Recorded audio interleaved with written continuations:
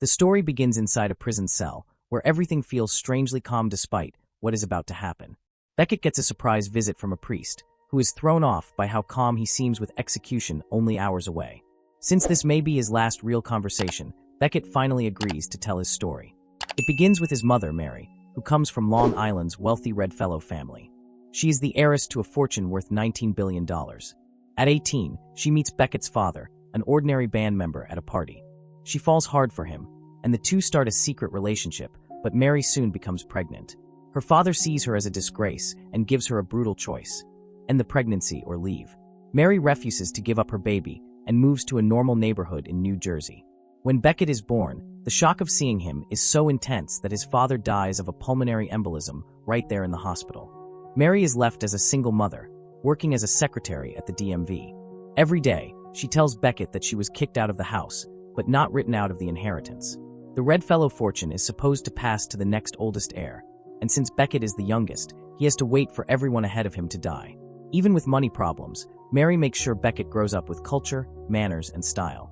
He learns piano, archery, and wears suits even as a little kid. In archery class, he meets Julia and falls for her immediately. Julia is wealthy and not impressed because Beckett is middle class, so he tells her that one day he will inherit a huge fortune. They become friends, and she even goes to his piano recital. When the lights go out, she holds his hand and kisses him, but as soon as the lights return, she pulls away. While Beckett is still a child, Mary gets seriously sick after ignoring her symptoms for too long and ends up in the hospital. Beckett hopes her family will help, but no one visits or even calls. Before she dies, Mary tells him he deserves better and makes him promise he will never stop fighting for the life he should have. Her final wish is to be buried in the family plot, but the Redfellows never answer, so she is laid to rest in a regular cemetery instead.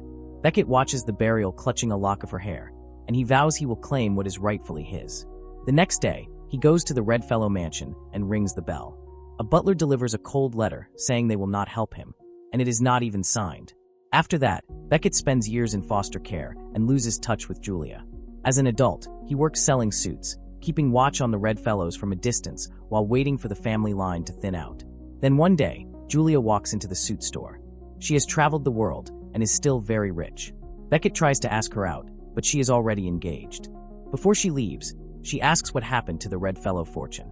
Beckett tells her he will inherit it someday, and she tells him to call her when he finally kills them all. Back home, he looks at the locket with Mary's hair and remembers his promise.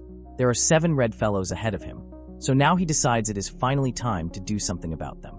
The first target is Taylor, a broker at the family finance firm. Beckett finds him easily because Taylor spends all his time in the financial district bars. But once Beckett gets close enough to act, he realizes murdering his cousin is a wild line to cross and backs off. The very next day, Beckett's boss announces he will be moved to the shipping center because the salesman job is going to the boss's son. Beckett does not want to work in a warehouse, so he ends up losing the job completely. That is the moment something in him finally snaps.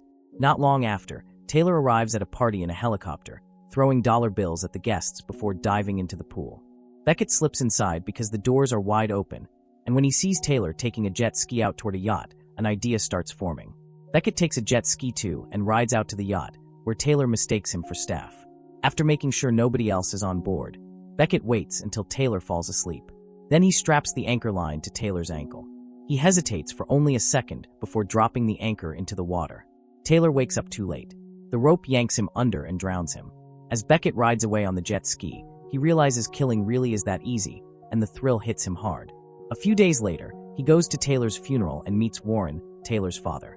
When Beckett introduces himself as Mary's son, Warren is shocked and takes him out for a drink. He admits Mary had real courage for standing up to their father and apologizes for not helping her.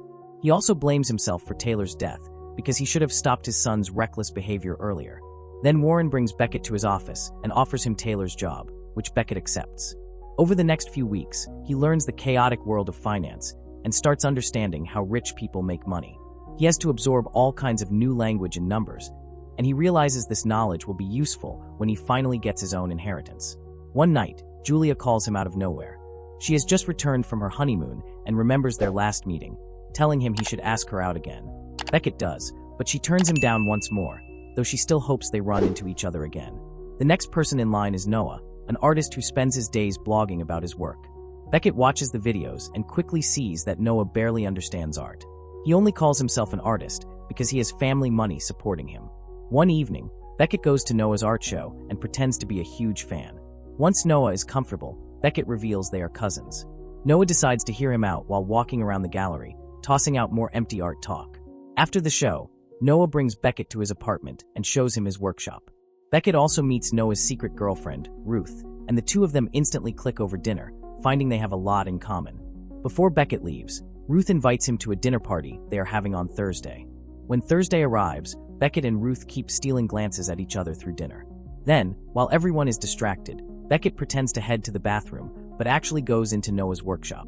He mixes the chemicals used for photo developing with a cleaning product he had already hidden there, making it look like Noah died in a mixing accident. He also breaks a light bulb and drops a cigarette on the floor. Noah notices Beckett is taking too long and goes looking for him, catching him as he comes out of the workshop. Beckett acts like he was just searching for a photo from the show, and Noah is so flattered that he signs it for him. After the party, Beckett throws the photo away and waits in a corner until Ruth finds him. They kiss. At the same time, Noah goes into his workshop and turns on the light. The broken bulb sparks, triggering an explosion that kills him instantly. At the funeral, 2 FBI agents approach Beckett and take him to a bar for questioning. He tells them about Mary and acts unsure about ever inheriting the money. The agents explain that when 2 family members die back to back, the FBI has procedures to follow, so for now they are just being careful. 10 months after Taylor's death, Warren gives a toast at work to celebrate Beckett landing his first client. He is impressed by how quickly Beckett has learned everything and gives him his own office. Later, Julia shows up again, claiming she needs a loan because her husband is broke. But Beckett notices her flirting and does not bite because he is thinking about Ruth. Julia leaves annoyed, though not before bringing up the 2 deaths and wondering who is next. She also tells him he is going to make a killing. The next family member in line is Stephen, a pastor who puts on fake spiritual spectacles to manipulate people and squeeze money out of them while claiming it is for God. He has already been indicted in 2 countries for money laundering and is also suing his former business manager, so he has plenty of enemies. Beckett has his assistant switch suits with him and send him out for a hot dog. Then he goes to Stephen's show and approaches him in his office pretending to be a reporter from a Christian magazine. While they talk, Beckett waits for a chance and slips something into Stephen's supplement drink. Suddenly, Stephen grabs a katana and holds it to Beckett's neck, demanding the truth. It turns out the name Beckett used belonged to a real reporter who retired months earlier, so Stephen gets suspicious. Beckett plays dumb, which only makes Stephen more aggressive. Stephen threatens him again, and Beckett finally admits he is his cousin. That instantly calms Stephen down. He apologizes and explains that he thought Beckett was from another newspaper trying to expose him. Then Stephen takes a sip of the drink and collapses from a heart attack. It is revealed that Stephen had been taking workout supplements in dangerous amounts, and Beckett had simply boosted the dose. Since the church wants no scandal, the death stays quiet. Meanwhile, Beckett keeps meeting Ruth as a friend, giving her time to grieve. One day she admits she had actually planned to break up with Noah after the dinner party. So now she feels guilty for not mourning him properly. Beckett tells her that feeling that way is normal, and they agree to have dinner at his place. That evening, Beckett comes home and is stunned to find Julia in his living room. She says she stole his key during her visit to the office and complains that he has been ignoring her calls and emails. He refuses to open up about his life, so she flirts harder and gets close enough to almost kiss him. Then the doorbell rings, and Beckett sneaks Julia out through the back door. After that, he meets Ruth and claims he had trouble with the kitchen, so he takes her out instead. They have a great time at the restaurant, and Ruth talks about her goals in life, saying people are never meant to dream small. Over the next few weeks, Beckett realizes his life is actually pretty good. He has a solid job, friends at work, and a romance that keeps growing. Still, stopping now would feel like wasting everything. Julia keeps calling, and he keeps ignoring her. The next person in the family line is Cassandra, famous for adopting 11 children from 11 different countries. On television, she looks like a loving mother, but in private the servants do all the work and she barely pays attention to the kids. After hearing about the 3 deaths, she installs a laser security system across her 4 houses. But every Tuesday, she visits a spa with no security at all. One afternoon, Beckett sneaks into the spa pretending to be staff. He offers Cassandra a free teeth whitening treatment, and she puts the device in her mouth without hesitation. She dies because Beckett coated it with carbamide peroxide, which is so close to the real whitening agent that police assume she must have used some cheap off-brand product on her last adoption trip. The next target is MacArthur, who owns half the National Air and Space Museum and is planning a trip to the moon. Reporters call him out for spending millions on space travel while his employees do not even have health insurance, but he does not care. Beckett pretends to be part of MacArthur's crew and slips a sedative into his coffee. Later, when MacArthur flies his personal plane, he falls asleep at the controls and crashes, killing him. Sometime after that, Beckett moves into a very fancy apartment. He asks Ruth to live with him, and after some hesitation, she agrees. The next red fellow in line is Warren, but by now Beckett has grown attached to his uncle and genuinely respects him, so he cannot bring himself to kill him. On top of that, Beckett has a good life now, so he admits he is actually happy and even gets engaged to Ruth. One morning, the FBI agents corner Beckett again. They tell him he is a possible heir, and he acts shocked. When they ask what he was doing on the day Stephen died, he says he was getting a hot dog. Later, the agents check the security footage and see Beckett's employee wearing his clothes. They cannot prove it was really him, and they do not believe anyone could remember a random hot dog from months ago, so they decide to have an agent follow him. Not long after, Beckett is leaving the office when Warren suddenly collapses behind him from a heart attack. At the hospital, Beckett stays with him, and Warren says Beckett is the only person who has come to see him. Before dying, Warren tells him to stay close to the people he loves because work will not be there for him in the end. At the funeral, Beckett realizes that only his grandfather is left. A few days later, he gets a letter from his grandfather inviting him to the mansion. It is also the day of his engagement party, but he calls Ruth and promises he will be there on time. When Beckett gets to his office, Julia is waiting with a surprise. She had someone follow him and now has photo evidence of his crimes. She became suspicious after Taylor drowned, especially because he went to Princeton on a swimming scholarship. Julia demands $300,000 by 5 p.m., delivered to her husband, or she will send the photos to Ruth. Panicking, Beckett runs out of the office after telling his assistant to sell some of his stocks. The FBI agent sees him and keeps following. A little later, Beckett bursts into the office of Julia's husband, Lyle, who is drowning himself in drink because he is broke. As Beckett moves things around the desk and writes the checks, Lyle mocks him for acting like some polished rich man when he came from a poor background. Beckett slaps him. Lyle swings back, but he is too drunk to land anything, and Beckett easily takes him down while Lyle ends up crying on the floor like a child.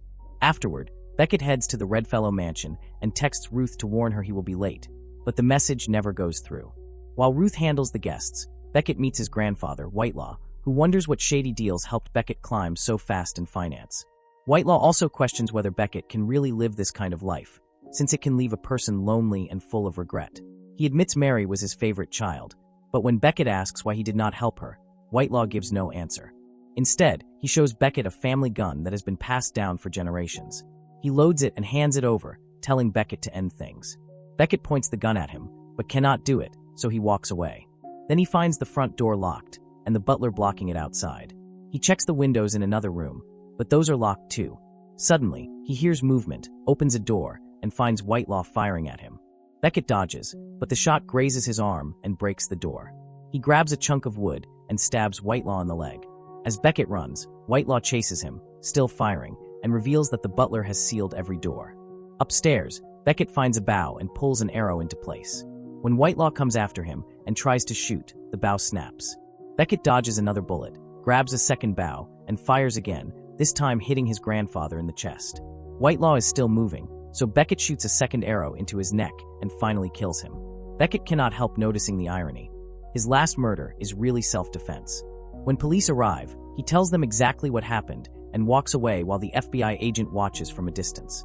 By the time Beckett gets home, the engagement party is over and Ruth is furious. She demands to know what he has been hiding, but he only tells her about his encounter with Whitelaw. After that, Beckett inherits the family fortune, and he and Ruth are welcomed into high society at a lavish party. Beckett is thrilled, but Ruth feels uneasy. Then everything blows up when the FBI storms in and arrests him for Lyle's murder. After all that, he is caught for the one killing he never actually committed. They have the security footage of him storming into Lyle's office, and his fingerprints are on the murder weapon, a letter opener he touched while moving things on the desk. Julia found Lyle's body and testifies against Beckett, claiming he has been in love with her his whole life. Ruth walks out of the courthouse after hearing that. Beckett is found guilty and sentenced to death. Before the execution, Julia visits him. He tells her he would rather die than be with her. Julia reveals that Lyle left a goodbye note, and Beckett loses control, but she refuses to show it to him. Desperate, Beckett begs until Julia agrees to help him in exchange for his fortune. She kisses the glass before leaving. Beckett then has a lawyer send him the papers so he can transfer everything to Julia, and he asks for a priest. Back in the present, Beckett tells the priest he is calm because Julia is supposed to get him out soon. But the hours keep passing with no word, and he starts getting nervous. The priest begins reading a Bible passage about death as a farewell, but he is interrupted when a guard announces that Beckett is free. Outside, the police show the press the note Lyle left behind. Beckett leaves the prison and finds Ruth waiting for him. She gives him the locket containing his mother's hair before driving away. Julia is waiting nearby too, so Beckett leaves with her instead. He will live with her in the big mansion, while the priest has to keep everything secret because of the rules of confession. Subscribe, like, and comment for more stories like this.